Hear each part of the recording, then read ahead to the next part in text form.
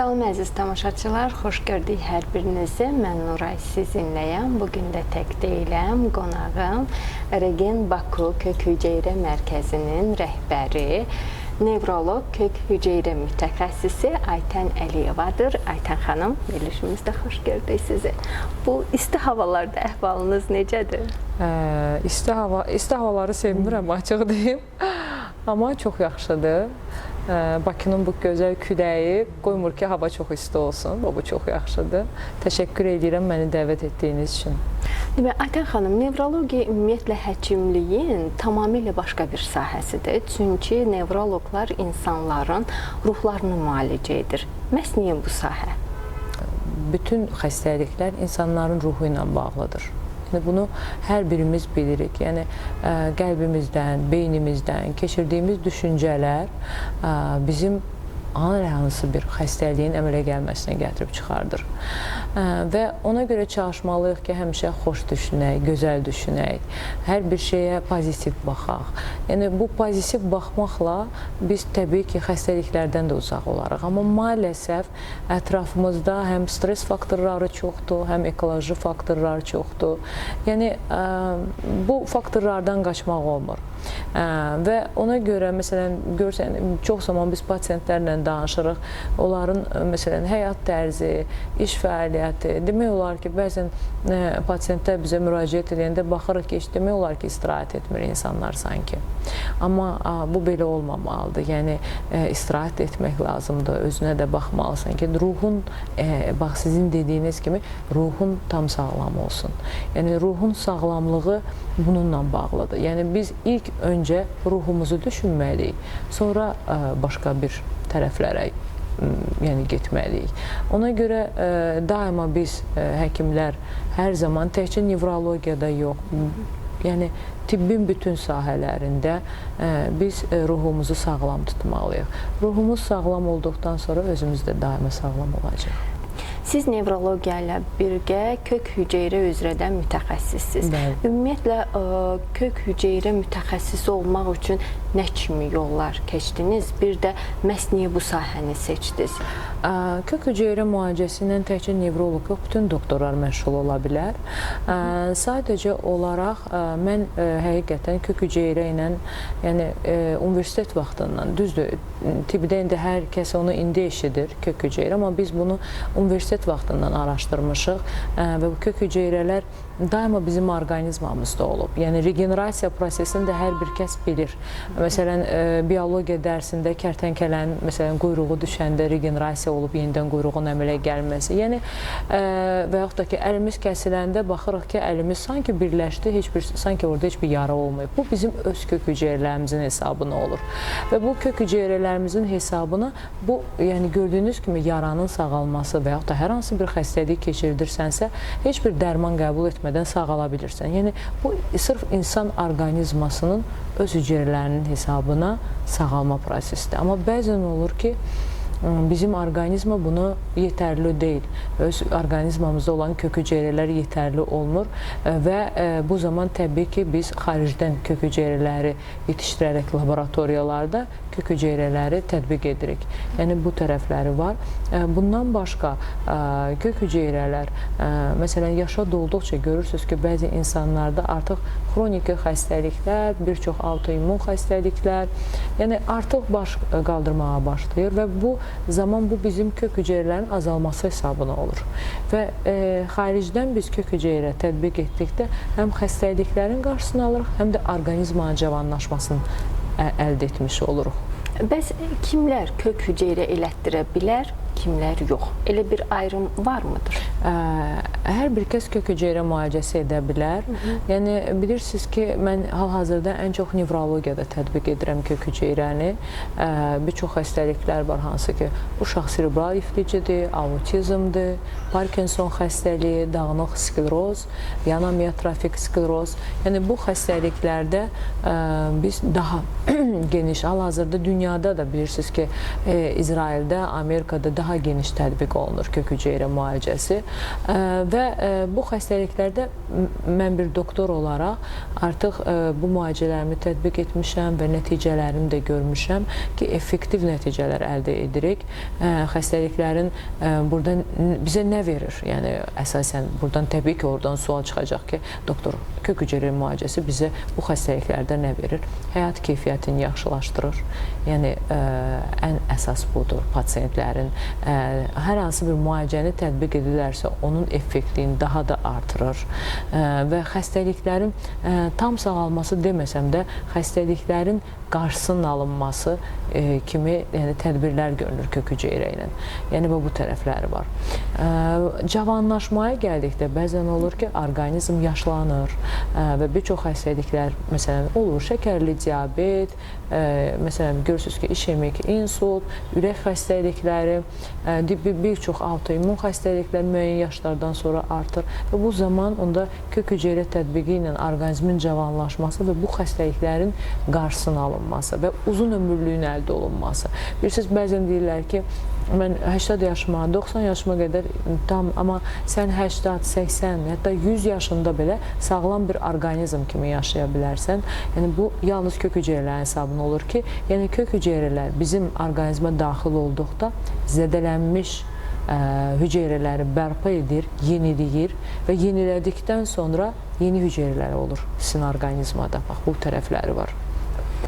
Söhbətimizin bu məqamında xanımları daha çox maraqlandıran bir sualı verəcəm sizə. Xanımlarımız hər zaman kök hüceyrə ilə bağlı danışanda deyirlər ki, görəsən qırışlarıma vursam üzümdən təmizlənər, ya ümumiyyətlə kök hüceyrədən istifadə etsəm üz quruluşumda, qırışların azalmasında və yaxud gözəlləşməyimdə təsiri olacaqmı? Təbii, kök hüceyrə ilkin olaraq, yəni mən də bir doktor olaraq ilkin olaraq biz bunu cavanlaşmada istifadə etdik və cavanlaşmada çox gözəl nəticələr. Yəni, pasiyentlər 10-15 yaş cavanlaşırdı və sanki sən hüceyrə vurduqdan sonra yaşlanmırsan, geriyə doğru gedirsən. Yəni, belə deyim də, yaşının azalmasına doğru gedirsən.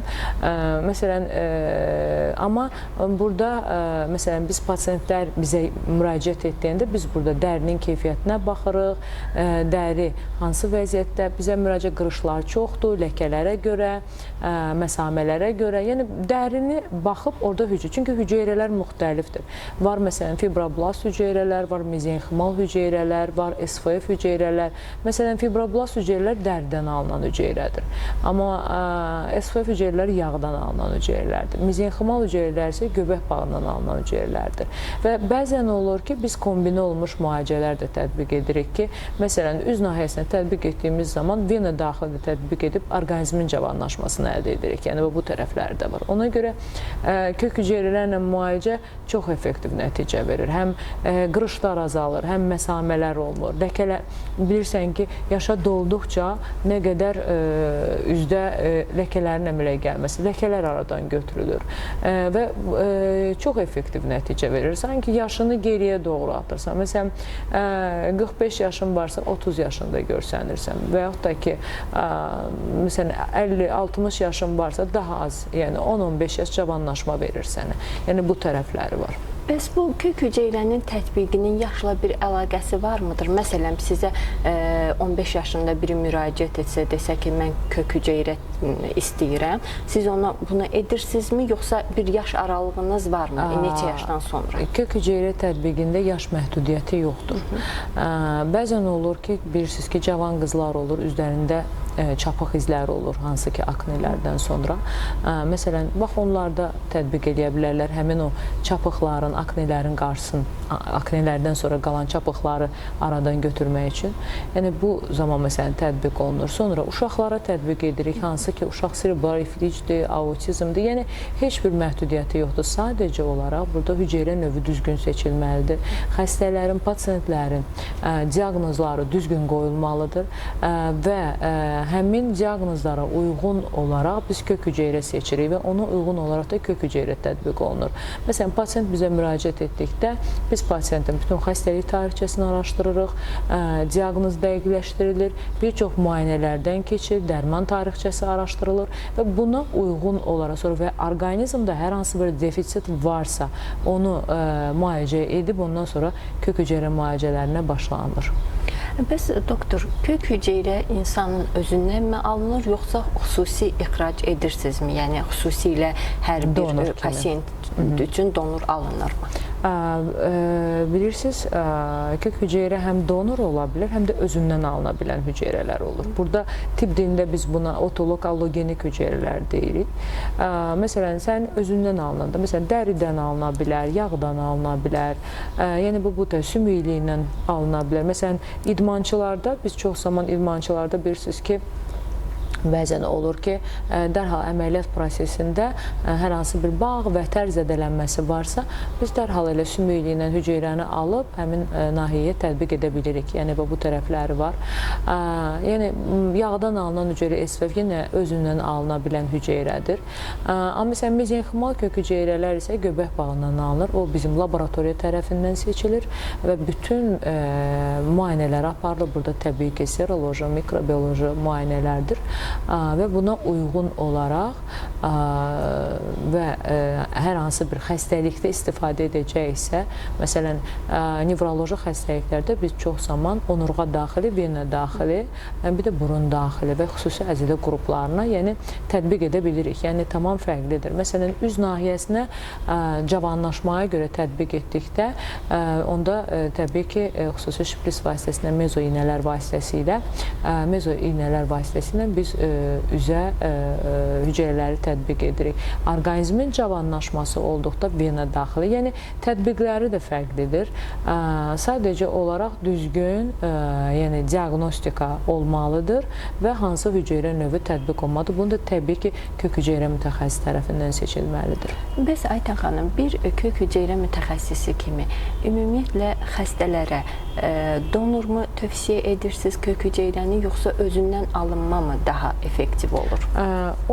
Mən bayaq qeyd etdiyim kimi baxırıq, həm xəstəliyə baxırıq. Məsələn, autoimmun xəstəliklərdə biz heç vaxt pasiyentin özündən hüceyrə almırıq. Və yaxud da ki, hər hansı bir irsi genetik xəstəlikdirsə, məsləhət deyil. Bu zaman donor hüceyrələrdən istifadə olunur. Bəs sizin dediyim kimi peşəniniz ümumiyyətlə çox maraqlıdır. Həkimliyin ən maraqlı sahəsini seçmişsiniz.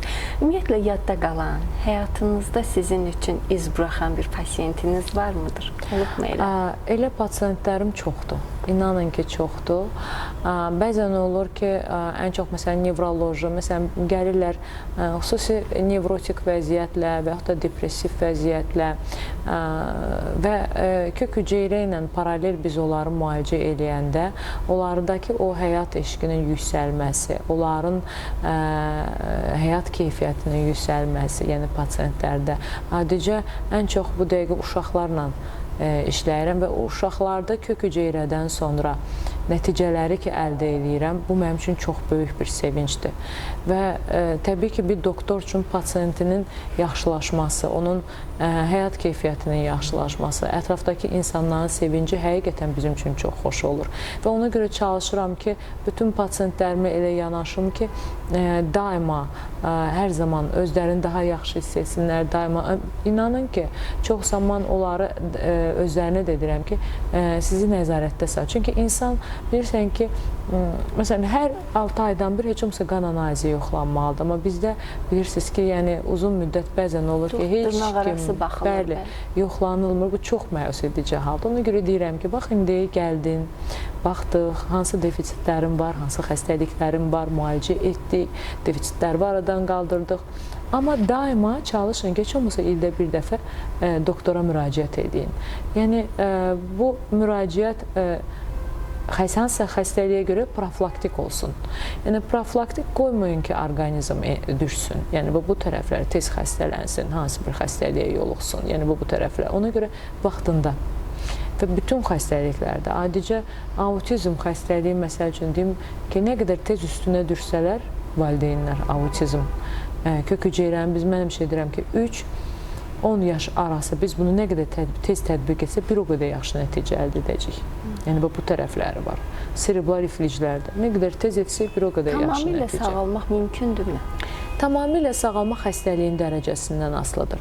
Xəstəlik yüngül dərəcədə olsa tamamilə sağalma əldə olunur. Amma xəstəlik çox ağırlaşmış vəziyyətdəsə, təbii ki, sadəcə orada xəstəliyin yüngülləşməsinə biz kömək edirik. Ona görə hər zaman qedən vaxtında müraciət etdikdə, artıq xəstəlik özünü göstərirsə, bu zaman müraciət edirsə, təbii ki, tam sağalma əldə olunur. Amma gec olduqda təbii ki, yəni müəyyən problemlər qalır. Hazırda belə bir şey dəvdədir, doktor. İnsanlar hər hansı bir sarsıntı keçirdəndə doktordan çox aptekə müraciət edib sakitləşdirici dərmanlar qəbul etməyə daha çox üstünlük tuturlar. Çox yanlış, bəli. Təəssüf ki, bu artıq cəmiyyətimizdə bir dəb halını alıbdır. Bu çox yanlış addımdır, çox yanlış addımdır. Hətta bu hallara da rast gəlmişəm özüm elə məsələn tədbirlərdə oturanda ki, hə, məndə belə yer ağrıdır, mən bunu içdim, yaxşılaşdım, sən də get. Yəni, çox yanlış addımdır, çox. Yəni, belə bir şeylərin qarşısı alınmalıdır ki, yəni, bilirsiniz necədir? Kimdəsə hər hansı bir xəstəlik baş qaldırırsa, hər hansı bir xəstəlik baş verirsə, burada mən bayaq qeyd etdim, hətta kök hüceyrə müalicəsində xüsusi müayinələr aparılmalıdır. Hansı defisitlər var? Sadəcə sakitləşdirici içdim, bu bitdi, belə deyil.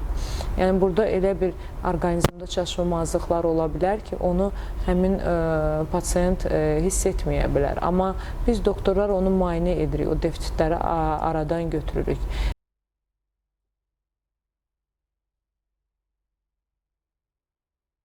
Və ondan sonra xüsusi müalicələr tətbiq olunur. Yəni, ona görə bunun həqiqətən qarşısı alınmalıdır. Bu düzgün deyil və bayaq qeyd etdiyim kimi, heç olmasa 6 ay etməsə, heç olmasa ildə bir dəfə xüsusi bir qanun ümumi analizindən keçməlidirlər ki, bir baxaq görək nə. Çünki hal-hazırda məsələn, kök hüceyrə ilə bağlı saç tökülməsinə görə çox müraciətlər olur.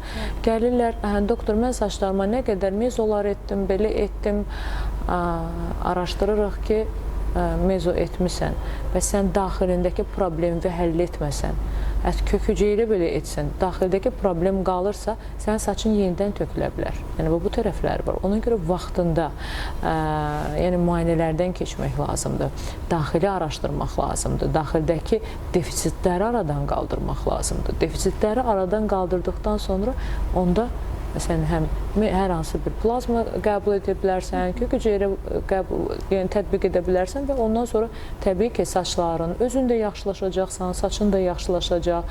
Çox insanlar müraciət edir, saçım tökülür, halsızam, heç bir iş görmək istəmirəm, depressiv fonda yaşayıram. Araşdırırsan, orqanizm o qədər defisit fonundadır ki, yəni həqiqətən bu məyus edici bir haldır. Və onları etdikdən sonra insan sanki deyir, doktor, yenidən doğulmuş. Təbii ki, həmin o defisitləri biz arada götürdükdən sonra biz bunu əldə edirik. Yəni, bu tərəfləri də var. Son olaraq istərdim, doktor, həkim olmaq istəyən gənclərə və həmçinin bir nevroloq kimi xanımlara və bəylərə tövsiyələriniz və arzularınız? Həkim olmaq istəyən gənclərə mən özüm də həkimliyi özüm istəmişəm, olmuşam. Uşaqlıqdan daima tibbə həvəsim olub və amma hər zamanda tibbdə yeniliklərin araşdırmasında olmuşam, belə deyim. Daima araşdırmışam. Və kök hüceyrələr də bilirsiniz ki, bu dəqiqə ən yeni bir müalicə üsuludur. Və gənclərə də arzu edirəm, həkim olmaq istəyən gənclərə də ki, daima yeniliklərlə məşğul olsunlar. Çünki nə qədər biz yeniliklərlə məşğul olsa, bir çox xəstəliklərin qarşısını alacaq və bir çox xəstəliklərin müalicəsində daha effektiv nəticələr əldə edəcəyik. Yəni, bu tərəfləri var. Bir həkim üçün də pasiyentlərinin sağalması çox böyük bir uğurdur və onları da arzu edərdim ki, daima bu yolu tutub getsinlər. Təşəkkür edirəm Aytən xanım. Verilişimizdə iştirak etdiniz. Həm maraqlı, həm də tövsiyə baxımından çox dəyərli olan fikirlərinizi bizimlə bölüşdünüz. Minnətdaram gəldiyiniz üçün. Belə əziz tamaşaçılar, verilişimiz sona çatdı. Sonda bizə yaratdığı şəraitə görə Qraf Otelə minnətdarlığımızı bildiririk. Yenidən görüşmək ümidi ilə sağlıqla qalın.